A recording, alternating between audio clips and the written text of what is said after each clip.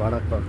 இன்று 8/3/2025 மகளிர் தின வாழ்த்துக்கள்.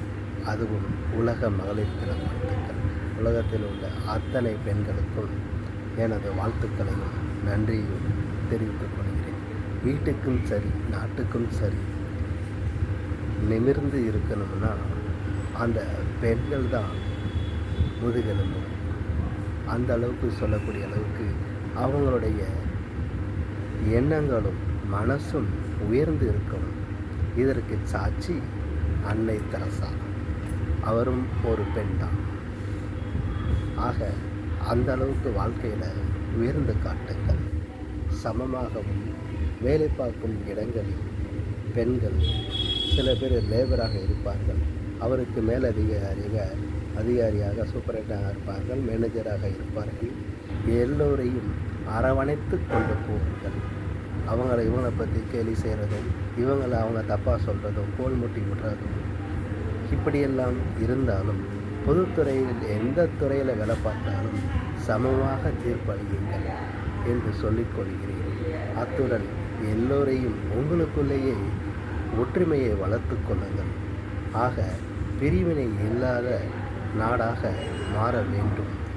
ஆகவே ஆண்களை பொறுத்த வரைக்கும் உங்களோட ஒய்ஃப் என்ன பண்ணுறாங்கன்னு கேட்டாங்கன்னா, சில பேர் சொல்லுவாங்க பேங்கில் வேலை பார்க்குறாங்க, சில பேர் ஐடியில் வேலை பார்க்குறாங்க, சில பேர் கம்ப்யூட்டர் ஜெராக்ஸ் கடையில் வேலை பார்க்குறாங்க, சில பேர் பலசர கடையில் வேலை பார்க்குறாங்க, சில பேர் சூப்பர் மார்க்கெட்டில் வேலை பார்க்குறாங்க.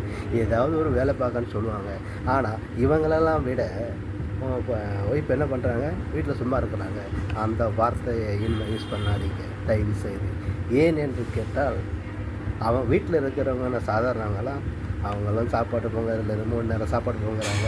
பாத்திரம் பண்டை எல்லாம் தேய்ச்சி பொருள் பாத்திரத்துலேருந்து, துணி துவைக்கிறதுலேருந்து, சமையல் கட்டில் வேலையில் இருந்து, கழுவி விடுறதுலேருந்து எல்லா வேலையும் பார்க்குறாங்க. பிள்ளைகளை கொண்டு போய் விடுறதுக்கும் பிள்ளைகளை கொண்டு வர்றதுக்கும் எல்லா வேலையும் சமைக்கும் அனைத்து வேலையும் பார்க்குறாங்க. அதனால் அவங்களும் வேலை தான் பார்த்துட்டு இருக்காங்க. இனிமேல் அவங்கள சும்மா தான் இருக்காங்கிறங்க வார்த்தையும் சொல்லாதீங்க. ஆக பெண்களும் அவங்க சும்மா தானே இருக்கீங்க, நீங்கள் என்ன பார்க்குறீங்க, வீட்டில் இருக்கீங்களோ, சரி அப்படி அந்த வார்த்தையும் விடாதீங்க. ஆக நீங்கள் ஒற்றுமையாக இருக்கணும் முதல்ல. அதனால் சொல்லிக்கொண்டு இன்றைய நாள் நல்ல நாளாக அமைய வேண்டும். எதற்கும் பயம் வேண்டாம், அச்சம் தவிர. எங்கே போனாலும் எந்த இடத்துல தைரியமாக நிமிர்ந்து பேசுங்கள், கண்ணை பார்த்து பேசுங்கள். அச்சமில்லை அச்சமில்லை அச்சம் என்பதில்லையே என்ற வரிகளுக்கு ஏற்ற பாகுது நீங்கள் நடந்து கொள்வது தான் நம் நாட்டின் முதல் கலாச்சாரமாக ஆகும்.